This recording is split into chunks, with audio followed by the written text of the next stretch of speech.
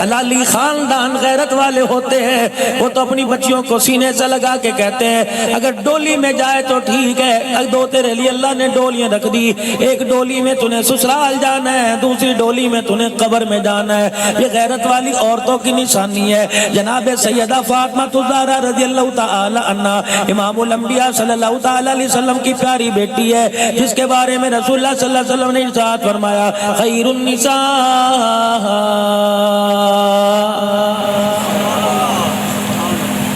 بہترین عورتوں میں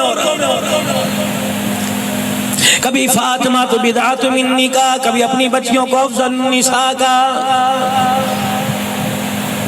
کیا منظر ہوگا جب دربار رسالت لگا ہوگا، صحابہ اکرام رضوان اللہ تعالی علیہم اجمعین اپنے پورے ایمان کے ساتھ، اپنے روشن چہروں کے ساتھ رحمت والے نبی کی خدمت میں بیٹھے ہوں گے۔ رحمت والے نبی نے اعلان فرمایا میرے صحابہ آج میں تمہارے سے سوال پوچھوں جواب دو گے؟ رحمت والے نبی فرمائیے کیا بات ہے؟ آپ نے فرمایا میرے صحابہ بڑے بڑے علم کے پہاڑ بیٹھے ہو، علی علم کا دروازہ بیٹھا ہے، عبداللہ بن مسعود مفسر قرآن بیٹھا ہے، عبداللہ بن عباس رضی اللہ تعالیٰ عنہ بیٹھا ہے، اور لوگوں کاتب وحی امیر معاویہ رضی اللہ تعالیٰ عنہ بیٹھا ہے، عمر جس کی زبان پہ خدا بولے وہ بیٹھا ہے۔ آج مجھے جواب دو، میں سوال کروں گا خیر النساء، بتاؤ بہترین عورت کون ہے؟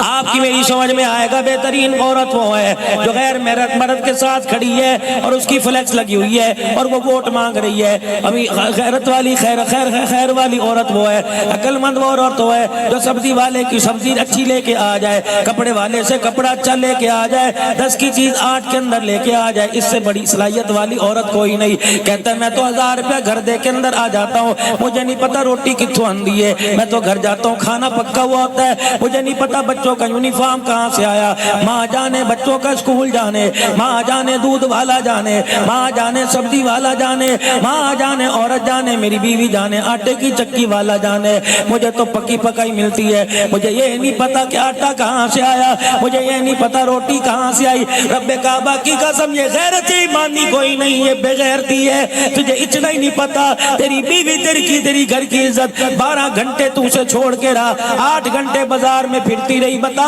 کس کو بھائی بناتی رہی، کس کو یار بناتی رہی؟ اسے بے غیرتی کہیں گے، اسے غیرت ایمانی نہیں کہیں گے۔ کہتا جی بازار والے مجھے اتنا نہیں جانتے جتنی میری بیوی کو جانتے ہیں، اور پھر بازار والے اتنا تجھے نہیں جانتے جتنا تیری بیوی کو جانتے ہیں۔ یہ اعلان تو نے کیا، ایک اعلان عرش عظیم کے مالک نے کیا کہ بازار والے تجھے اتنا نہیں جانتے جتنا تیری بیوی کو جانتے ہیں، جہنم والے تجھے اتنا نہیں جانتے جتنی تیری بیوی کو جانتے ہیں۔ نکال دیے غیرت کے جنازے۔ خیر النساء،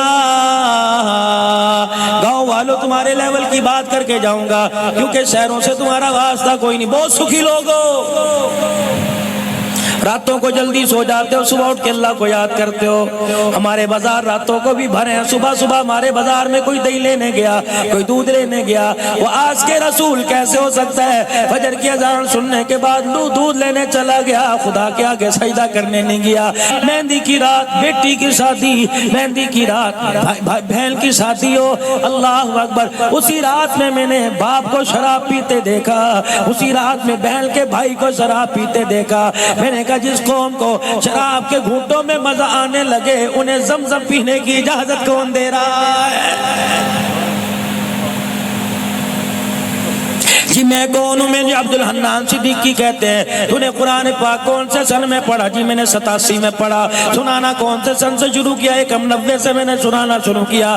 کب تک سناتا رہا؟ 2009 تک میں قرآن پاک تراویح میں سناتا رہا۔ اچھا جی میرا استاد کون ہے؟ حافظ محمد اسماعیل۔ ان کا استاد کون ہے؟ مولوی محمد الطاف صاحب۔ اچھا پھر یہ سلسلہ چلتا رہا۔ ہاں جی آپ نے بخاری کہاں سے پڑھی؟ آپ نے ترمذی کہاں سے پڑھی؟ میں نے کہا میں نے موسیٰ خان بازی رحمت اللہ علیہ سے پڑھی، میں نے جامعہ شرعیہ میں دورہ کیا, میں نے پٹیالہ گراؤنڈ میں فقہ کا کورس مکمل کیا, درس نظامی کیا, پھر 96 کے اندر اللہ نے سال کی جماعت میں قبول فرمایا, 2009 میں اللہ نے پھر دوسرا سفر کروایا. اچھا یہ نسبتیں تیرے ساتھ ہیں؟ ہاں ہاں. کتنے بیٹے کتنی بیٹیاں؟ میں نے کہا 2 بیٹے 3 بیٹے 1 بیٹی ہے.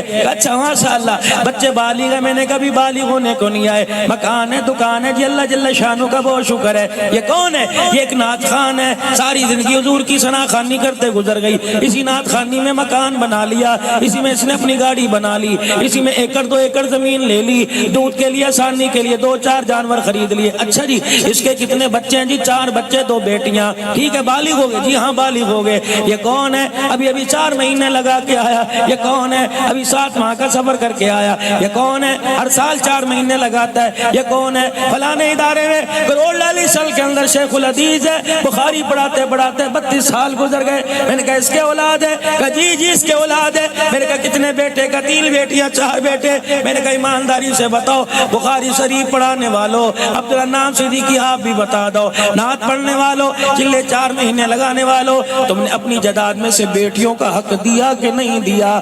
اگر سب نے یوں کر کے سر ہلا دیا, رب کعبہ کی قسم بخاری پڑھانے والا بھی جہنم میں جائے گا, چلے لگانے والا بھی جائے گا, اور لوگوں کو تقریر سنا کر ان کے دل میں لینے والا عبدالحنان بھی جہنم کے اندر جائے گا. ٹھیک کہہ رہا ہوں غلط کہہ رہا ہوں علماء کرام؟ ٹھیک کہہ رہا ہوں میرے بھائی. بِأَيِّ ذَنبٍ قُتِلَتْ, بیٹی جھولی میں اپنے حق لے کے آئے گی, الہی برتن منجواتے رہے, الہی بھائی جوتیاں پالش کرواتا رہا, الہی ایک گھر میں تو ایک ہیرا بن کے گلاب کی کلی بن کے گئی تھی, پروردگار عالم نوکروں کے بھی کپڑے دھوئے. اللہ جل شانو فرمائیں گے کیا بات ہے, کہ باپ کے گھر میں رہی باپ نے رلایا, شوہر کے گھر میں رہی شوہر نے رلایا, بیٹے کے گھر میں رہی بیٹے نے رلایا. اللہ اکبر. اللہ فرمائیں گے کہاں کھڑے ہیں تینوں؟ یا اللہ وہ کھڑے ہیں. اللہ فرمائیں گے میں تو بات ہی نہیں کرتا ان لوگوں سے. یا یہ ذنب قتلت, تو ان سے پوچھ کہ تیرے حق انہوں نے کیوں لیے تھے. سارا مجمع سننے میں بھی بات پر عمل کرنے کا محتاج. آپ بھی میرے عزیز و عمل کی نیت سے سننا. قیامت کا دن ہوگا, خدا کی عدالت میں کھڑا کر کیا جائے گا.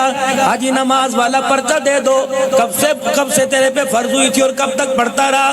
نماز والا پرچہ مجھے حل کرنا پڑے گا. نفل اتنے اوابین 50 کے, اشراق کے, صلاۃ الحاجر, استخارہ, صلاۃ الاستسقاء, سارے نفل عیدین کی نماز, قیام اللیل کرتا رہا, تہجد پڑھتا رہا, 27 جاگتا رہا. کہ نمازوں کا پرچہ عبدالحنان حل کرنا پڑے گا. روزے کب فرض ہوئے تھے اس وقت سے لے کے کتنے رکھے, عبدالحنان حل کرنا پڑے گا.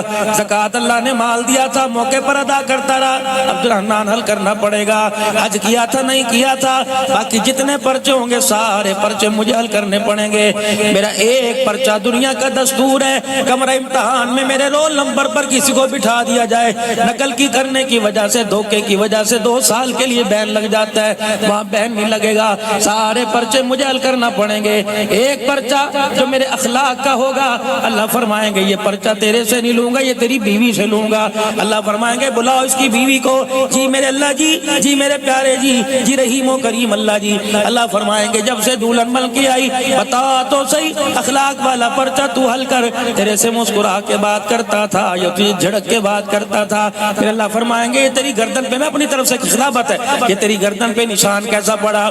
یا اللہ جون کا مہینہ تھا, یا اللہ گرما سورج بھی آگ برسا رہا تھا, زمین بھی گرم تھی. اللہ ماں کمرے میں گھسی ہوئی, بہن باہر نہ نکلی. مجھے پتہ ہے میں نے اپنے شوہر کے لیے کھانا تیار کرنا تھا, آتے ہی کھانا مانگے گا. میں نے دھوپ کے آگے بیٹھ کے روٹی پکائی, چولہے کے آگے میں نے روٹی پکائی, سالن پکایا, ادھر ہنڈیا تیار ہو رہی تھی, ادھر میرا بچہ رونے لگ گیا, اسی کا بچہ تھا, یہ رونے لگا. میری ساس نے مجھے آواز دی, نیچے چیکر انی ہو گئی ہیں, تھلے ڈگڑا پہ آئی. میں بھاگی جلدی سے, نمک والا ڈبہ جو میں نے کیا, میرا جھٹک کے یوں کر کے نمک ذرا زیادہ گر گیا. پروردگار عالم میری ماں تو نہیں آئی تھی, میرا ابا تو نہیں آیا تھا, وہ مجھے پنکھے کے نیچے بیٹھنے کا شوق تو نہیں تھا. میں جلدی سے اس کا بچہ سنبھالنے گئی, نمک زیادہ ڈل گیا. میں نے بڑی کوشش کی سالن میں نمک نہ گزرا, میں رو رو کے کونے میں کھڑی تھی. اللہ یہ اس کا ہاتھ بڑا زوردار ہے, میرے سے برداشت نہیں ہوگا, اللہ بچا لے, اللہ بچا لے. جب یہ گھر آیا, اس نے آتے ہاتھ دھو کے کہا لے روٹی لے کے آ. میں نے کہا اللہ میری سانسیں نہیں کر رہی ہیں بچا لے. جب سالن آگے لا کے رکھا اس نے ایک لقمہ کھایا. کوئی پارٹی دکان پہ اس کی دکان کا سامان کا پیسے لینے کے لیے آئی, اسے نہ دے سکا, غصہ میرے پہ اتارا. اس نے روٹی کا لقمہ منہ میں ڈالا کہ نمک کیوں ود پہ گیا. میں نے کہا بچہ اٹھانے گئی تھی. اتنی بات پر اس نے سالن والی پلیٹ یہاں ماری. الہ العالمین اسی گرمی میں اتنا بڑا چھالا یہاں پڑ گیا. یہ ساری رات مجھوں کو وٹ دے کے سوتا رہا. میں ساری رات ساڑ کی وجہ سے روتی رہی. اللہ فرمائیں گے لاؤ اس کی نمازیں, لاؤ اس کے روزے, لاؤ اس کے حج. وہ گٹھڑی بنا کے اللہ منہ پہ مارے گا. آپ نے فرمایا جو گھر والوں کے لیے اچھا نہیں میرے نزدیک وہ آدمی کو اچھا کہہ دوں میری خدائی گوارا نہیں کرتی ہے. خیرکم خیرکم لأہلی وانا خیرکم لأہلی. اور تم میں سب سے بہترین وہ ہے جو اپنوں کے لیے بہتر ہو.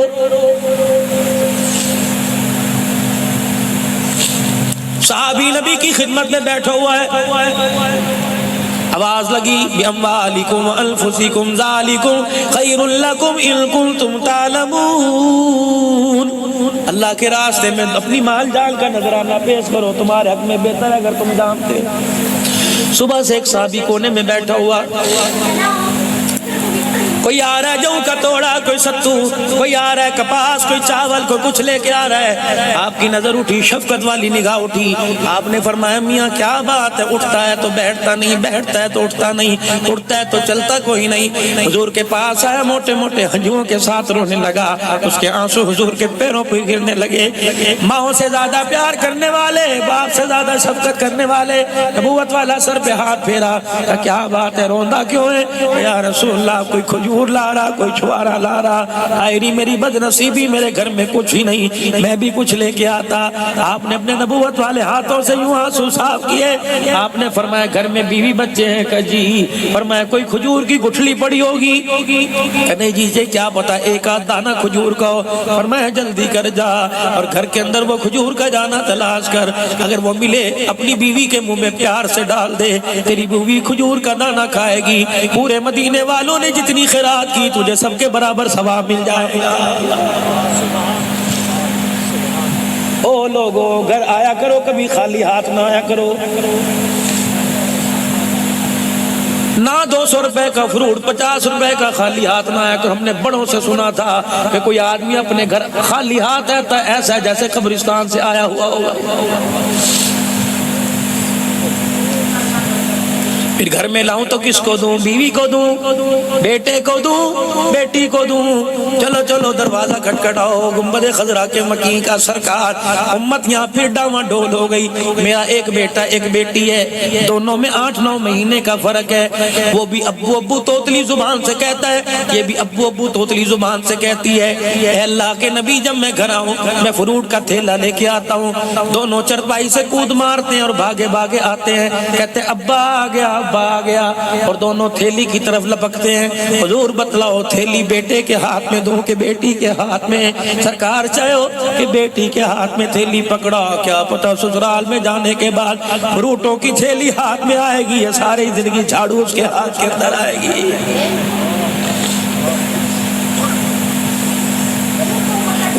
او لوگو اللہ سے بیٹی مانگو اور نرینہ اولاد کا بھی سوال کر. ہائے میری بد نصیبی, جو ادھر کان میں کہتا ہے مولی صاحب دعا کر دے, مولی صاحب دعا کر دے. کیا دعا سکھلائی پروردگار عالم نے اپنے پیارے حبیب کو. فرمایا اگر تم نے کلمہ پڑھ لیا, مال تو تمہاری جوتیوں کا صدقہ ہے, سونا تو تمہاری جوتیوں کا صدقہ ہے, یہ کپاس تو تمہاری جوتیوں کا صدقہ ہے. میرے سامنے کبھی مال نہ مانگا کرو. مسلمان کی شایان شان ہی نہیں کہ وہ مال مانگے. مسلمان تیری شایان شان ہی نہیں کہ تو دولت مکان مانگے, یہ تو میں تجھے کلمے کی برکت سے دوں گا.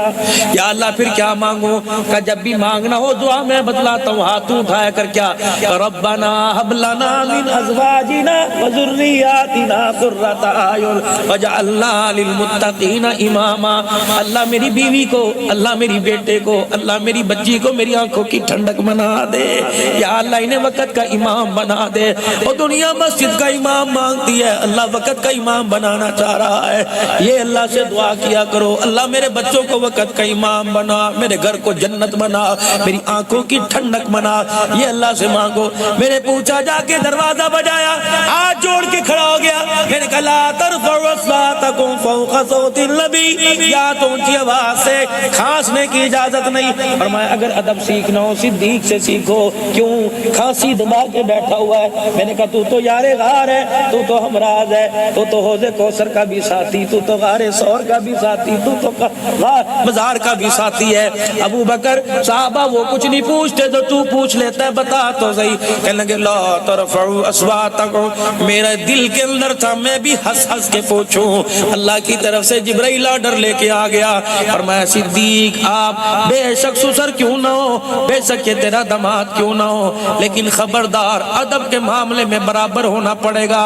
اور صدیق صداقت کا تاج تو تجھے پہنا دیا، لیکن تجھے بھی میرے محمد کے سامنے آنکھ اٹھانے کی خدا اجازت نہیں دے رہا۔